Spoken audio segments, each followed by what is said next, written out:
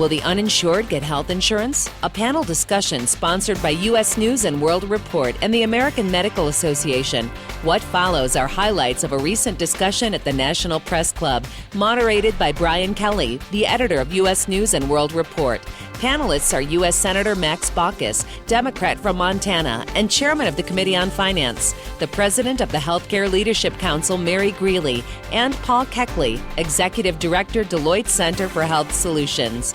Here now to introduce the program is Nancy H. Nielsen, President of the American Medical Association. Good morning, everyone. Thank you so much for coming. You may wonder why we're doing this at a time when Wall Street is tanking and why we're talking about the uninsured, but it couldn't be more timely. It just couldn't be. We've seen that the unemployment rate has hit a 5-year high, and with tremendous uncertainty. We know that the number of uninsured Americans, the last time the Census Bureau released the figures, was 47 million. That's about 1 in 7 of us. And these are not people who live under bridges. These are people who are members of our families, who are neighbors, who are acquaintances, and we all understand the issue. Why is it that this is such a critically important topic at a time when we're worried about the economy as we look at what's happening in the last week or 10 days on Wall Street?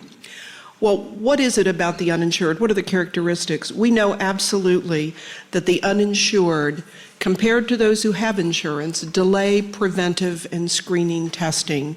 We know that they seek care later in their illness. We know that they live sicker and they die younger than their insured neighbors. And frankly, 46 million Americans without health insurance is not a statistic. It's a tragedy, and frankly, it's a national disgrace, and one that we really need to do something about. It is very important that we all take this seriously. Normally, when I go around the country, I ask people to raise their hand how many of them have had anybody in their family or an acquaintance who's been uninsured for a while. Let me just ask you, how many of you know somebody who's been uninsured? That's what I thought. This is us. It really is a problem we need to confront in our country. The American Medical Association has for some time had this as a front and center issue. We also want to do more than call attention to the problem of the uninsured. We actually have developed a plan, and I'll tell you in a minute the 3 principles of that plan. But we actually know that this is a national debate that we must begin, and we must not just focus on the problem, but focus on getting to a solution. And so we're thrilled that the 3 members of our distinguished panel are here to help us have a conversation, and I'm sure that they will invite questions from you as well. The AMA's plan focuses on 3 things. One is enabling individuals to own and choose their own insurance plan. Second, to provide the means whereby low-income Americans can purchase health insurance. And finally, market reforms establishing fair insurance rules so that affordable health plans are offered to our citizens. Well, that's our plan, but we know that others have their own plans. We're here to be part of the dialogue. We thank you very much for coming, and let me now introduce the panel. You have already heard that Senator Baucus is here with us. Senator Baucus is first of all, the appreciation of the American Medical Association for everything you've done with us and for us lately. We appreciate that, and not just lately. Let me be clear about that. Senator Baucus chairs Senate Finance Committee, which has jurisdiction over the nation's tax code, the Medicare program, Social Security, and key trade issues. And clearly, his committee will be deeply involved in any health insurance initiative. He was elected to the House in 1974 and then to the Senate in 1978. So 30 years of experience. We're going to need every moment of that experience to try to get to a solution. Next, Mary Grealy. Mary is president of the Healthcare Leadership Council, which is a coalition of CEOs of the leading healthcare companies. And this council supports consumer-centered healthcare reform and emphasizes the value of private sector innovation. She came from the hospital side of the healthcare industry, served as Chief Washington Counsel for the American Hospital Association and COO and Executive Counsel for the Federation of American Hospitals.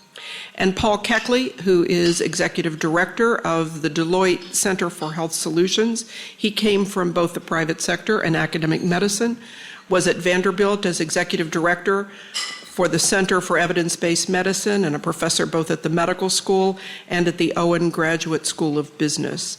And with that, let me turn it over to our panelists. Nancy, thanks, and welcome to everyone on what is, I'm sure, a busy day in Washington.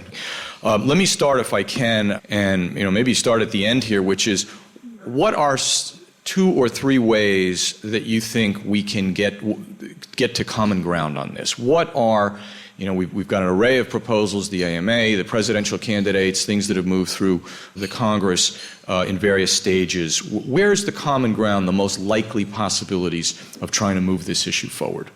Well, I'm the eternal optimist. And I think every trade association in the healthcare sector has put out their proposal for health reform. Dr. Nielsen talked about the AMA, the hospitals, physician groups, manufacturers, and the Healthcare Leadership Council really represents all those different sectors. And I have been struck by how much commonality there really exists among these different healthcare reform proposals. I think we all agree that we have existing public programs that need to be made more effective. Right now, about 50% of those that are eligible for SCHIP, the Children's Health Insurance Program, or those that are eligible for the Medicaid programs, are not enrolled. So the resources are there. We just need to do a much better job of doing outreach and enrollment. And I think just as importantly, once we have people in those programs, making sure that there's continuity and that those that remain eligible stay in the program. You heard a discussion about providing subsidies for those that are not able to afford health insurance coverage. They're not eligible for the public programs, but they need a helping hand. We know that 8 out of 10 of the uninsured live in households where at least one person is working. So this is a working population, and that's why we've spent a lot of time focusing our efforts on how can we make sure that if they're offered health insurance by their employer, that they accept that offer of health insurance. Nearly half don't. And just as importantly, that we're helping those employers, particularly small businesses that want to offer health insurance, help them do that. And we know that we can do that. We have programs that are working right now. The state of Oklahoma is providing a subsidy to low-wage workers, and it's been very effective. Basically, in small businesses, the employer will say, we can afford about 1/3 of the premium. We think our low-wage workers can pay about 1/3 of that premium. We need a helping hand with that remaining third. And then let's not lose sight of what I call true health system reform, and it's what the Senator just mentioned. We need to provide better value for the dollars that we're spending in health care. And I think there is tremendous bipartisan agreement both inside the Beltway, outside the Beltway, on Capitol Hill, off Capitol Hill. I think this is the most exciting area where a lot of work is going on. Let's make sure that we're using evidence-based medicine, that we're using the highest quality medicine, and if we are doing that, if we can improve the quality, we think we can definitely reduce the cost. So I think there is a lot of common ground that the various healthcare sectors and business and consumers and labor really can come together on, but we do have to be able to check our weapons at the door, not just go for our top priority, be willing to take our second position and find that common ground. And we have to do it. Mary, thanks. Paul, you have been in a variety of parts of the healthcare system and seen it from a number of perspectives, including as an employer. How do you see this, the potential for common ground? Well, I think Senator Baucus, in passing, said something that is the beginning of that answer, which is system or lack thereof. We are getting the results for which this system was perfectly designed, which is incentives that are not aligned with doing right things but doing more, quality that's not defined or measured but quality that's presumed, and access that's highly variable, as Nancy said. So as we sit here, Brian, The health cost will exceed 8% this year. The government had forecasted it would be 6.1 to 6.7%. It will be north of 8%. This will be the 16th year in a row that it's exceeded by at least 3% the overall cost that most businesses bear for operating a business. The numbers of people that are uninsured is dwarfed by the numbers who are at peril for health costs. Another 25 million people are underinsured. We have 14 million people in this country who right now owe providers a substantial amount of money, $4,000 or more, who could be forced into involuntary bankruptcy. So it's a perplexing problem. It's not going to be solved in the next 4 years, because it took us 60 years to get here. And the solutions are not going to be, we have a great tendency in healthcare to circle the wagons and shoot in. We tend, doctors, to blame hospitals or plans or government, or plans to blame hospitals or doctors. And this is a systemic flaw, and it's going to require some shared pain. So in our view, some of those building blocks are first, we will have to really define what we mean by evidence-based care. If we're only getting evidence-based care half the time right now, and we know there's an association between the use of electronic medical records and more accuracy in the diagnosis, more appropriate interventions, then we should expedite access to the EMR. If we know that fewer than 10% of doctors are going into primary care because they leave med school and residency with $128,000 of debt, then we have to explore different ways of attracting primary care to coordinate care and reduce demand on the system.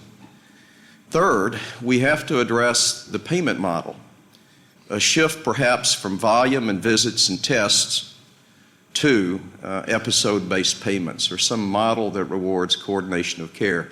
And in our judgment, those are the three building blocks, and we can expect momentum in the next 4 years, regardless of who's sitting in the White House, because it's necessary. And I think those are the common grounds on which we can address the issue of the under and non-insured.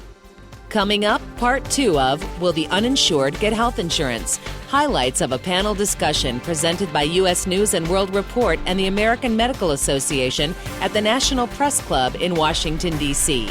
Stay tuned for more of this special coverage on ReachMD XM157, which continues right after this brief break.